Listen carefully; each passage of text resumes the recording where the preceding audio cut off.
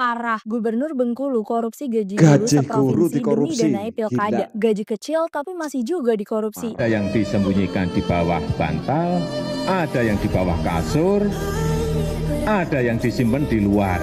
Saya titip, jangan ada kader Gerindra yang korupsi. Nanti jangan kau kira Presiden Prabowo ada Gerindra korupsi, kita tenang gue kejar lo sampai di mana.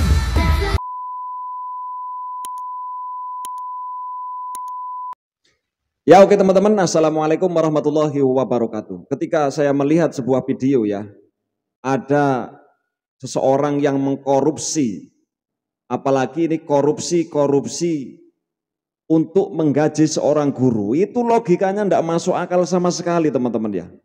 Ketika kita melihat pidato dari Pak Prabowo Subianto, kita doakan bersama-sama ya, bikin para koruptor itu jera, sikat semuanya Pak.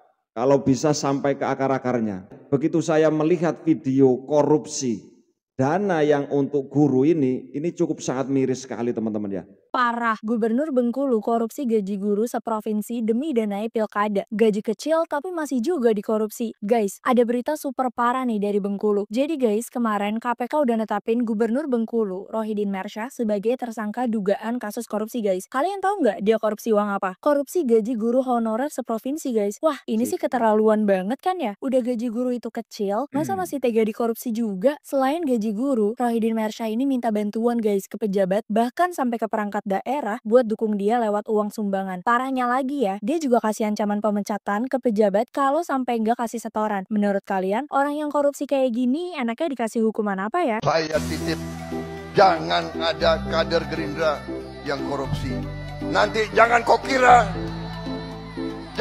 kira Presiden Prabowo ada Gerindra korupsi, kita tenang gue kejar lo sampai di mana.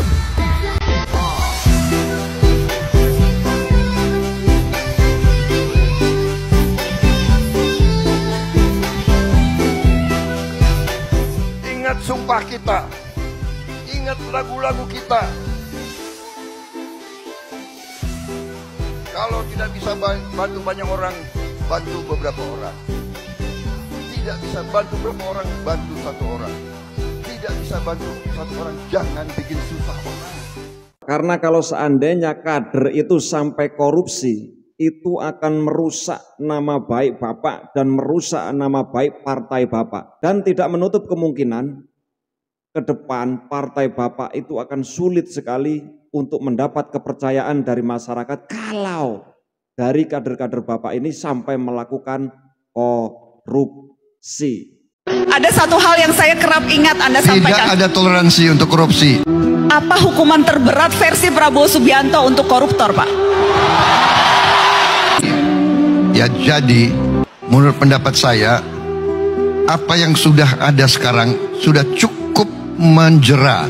Bayangkan, orang yang korupsi ya disita hampir semua kekayaannya, dimiskinkan.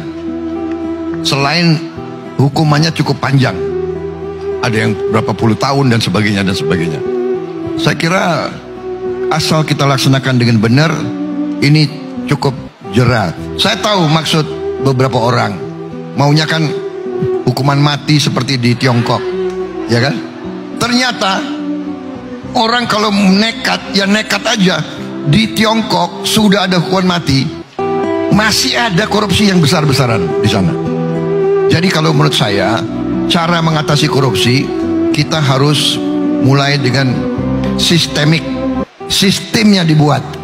Ada yang disembunyikan di bawah bantal, ada yang di bawah kasur, ada yang disimpan di luar. Yang kedua, saya ingin mengingatkan, uang tadi kan banyak sekali di luar. Ada sudah data di kantongan saya, data di Kementerian Keuangan ada.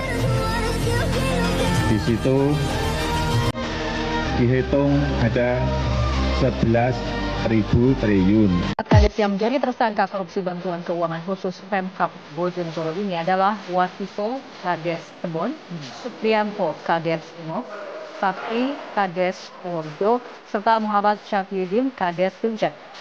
Kasus korupsi yang menjerat keempat kades ini terjadi tahun 2021 lalu saat mereka mendapat dana bantuan keuangan khusus untuk pembangunan di masing-masing desa. Selanjutnya para tersangka ini melakukan penunjukan langsung pelaksana pekerjaan pengaspalan dan rigid beton tanpa melalui mekanisme lelang. Selain itu, proyek pengaspalan dan rigid beton yang telah dilakukan tidak sesuai spek.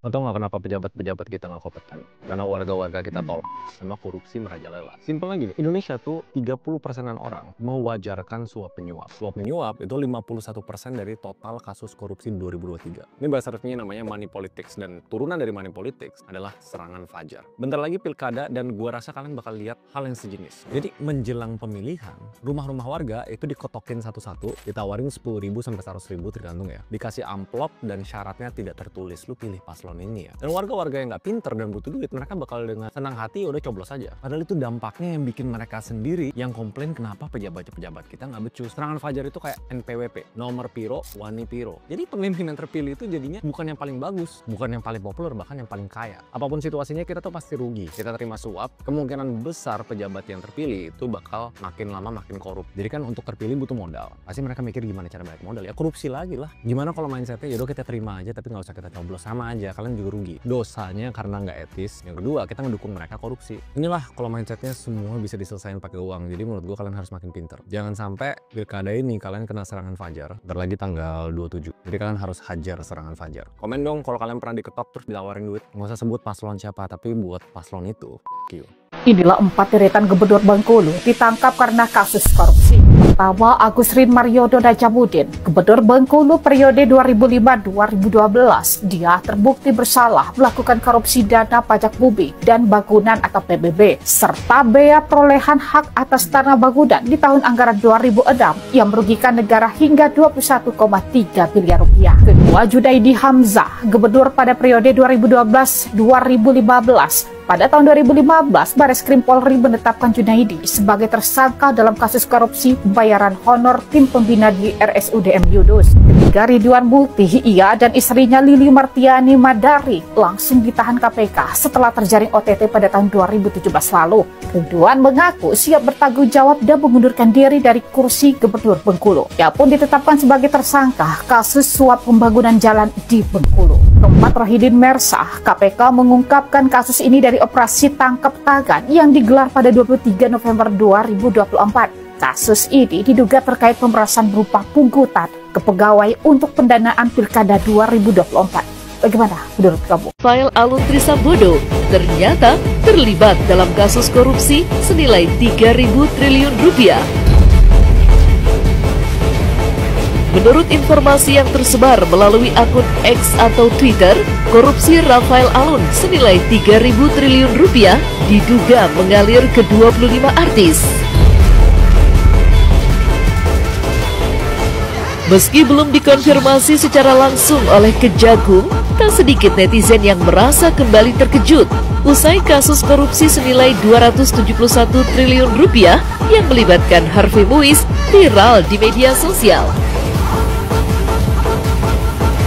Melihat ramainya pemberitaan yang beredar, Sekretaris Indonesian Audit Watch Iskandar Sitorus mengungkapkan bahwa hal tersebut kemungkinan menjadi cara Kejagung dalam memberikan sorotan kepada netizen untuk mengawal kasus korupsi di Indonesia.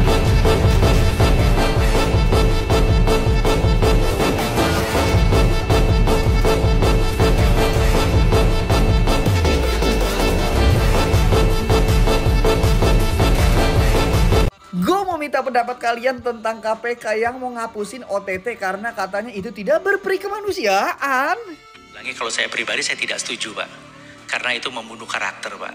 Karena bagaimanapun juga mereka harus dilindungi dengan asas praduga tak bersalah.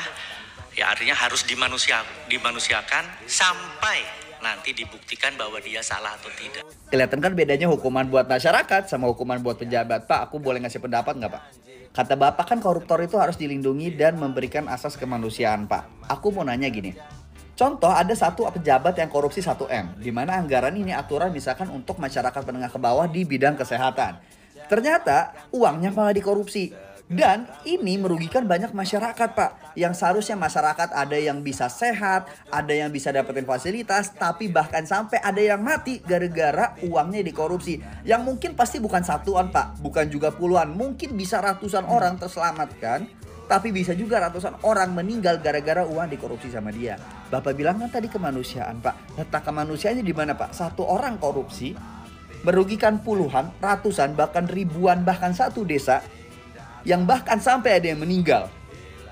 Ayo, ya better kehilangan satu orang yang memang jiwanya nggak baik untuk negara dibandingkan ratusan orang bahkan ribuan orang kesusahan gara-gara satu orang. Ini baru kasus 1M ya, Pak, belum anggaran-anggaran korupsi yang lain-lain yang udah ditangkap sama KPK.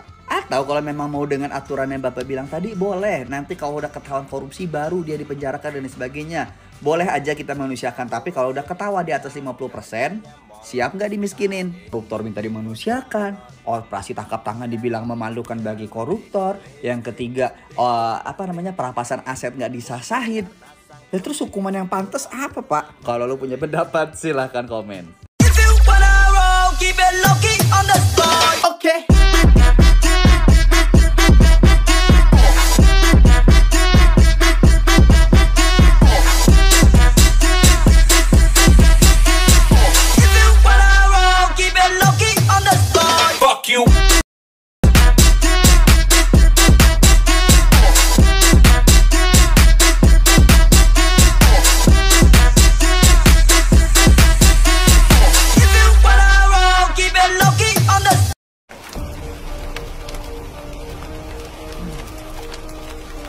Presiden Prabowo Subianto menginstruksikan para menteri tidak menggunakan mobil impor, guys.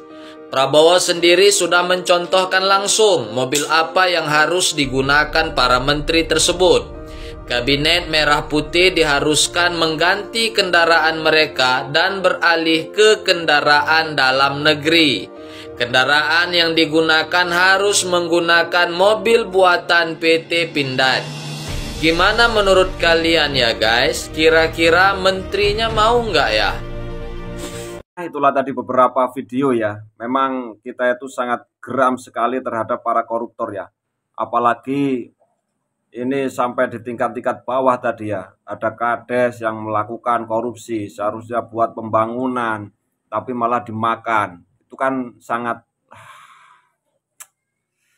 Mungkin korupsi ini sudah menjadi sesuatu yang sudah lumrah mungkin di kita ya, ketika menjabat atau apa. Ini bagi yang suka ngambil duit rakyat ya, artinya yang bersih ya tetap banyak. Tapi kalau seandainya korupsi ini kok sudah menjadi kebiasaan, akhirnya itu yang lain kan nular. Korupsi mungkin ini juga adalah penyakit yang menular, teman-teman ya. Ya, kita doakan di pemerintahan Pak Prabowo Subianto ini para koruptor itu akan takut melakukan pengambilan seperti itu ya, yang bukan haknya jangan diambil lah ya. Kasihan, itu bukan uang Anda, tapi itu juga uang rakyat. Makanya hati-hati, awas nanti kalau keciduk itu kan juga nggak enak. Oke teman-teman, mudah-mudahan video ini bermanfaat. Apabila ada kesalahan mohon maaf. Wassalamualaikum warahmatullahi wabarakatuh.